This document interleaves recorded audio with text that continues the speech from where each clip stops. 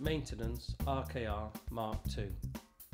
How to change the MK2 toggle clamp and slide assembly.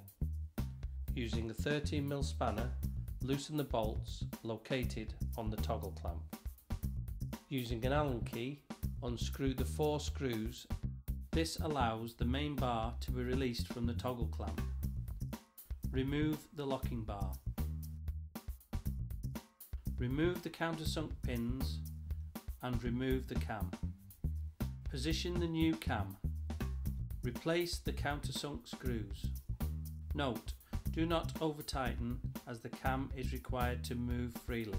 Refit the locking bar and toggle clamp. Retighten the grub screws. Attach the threaded bar to the toggle clamp and reposition. Refit assembly and adjust. Adjust the nuts along the bar until the clamp locks tight. Once the bolts are in the right position, use 13mm spanners to tighten into place. Ensure the left-hand red lever drops into place following adjustment. If required, fit additional spacer washer to align with the slot.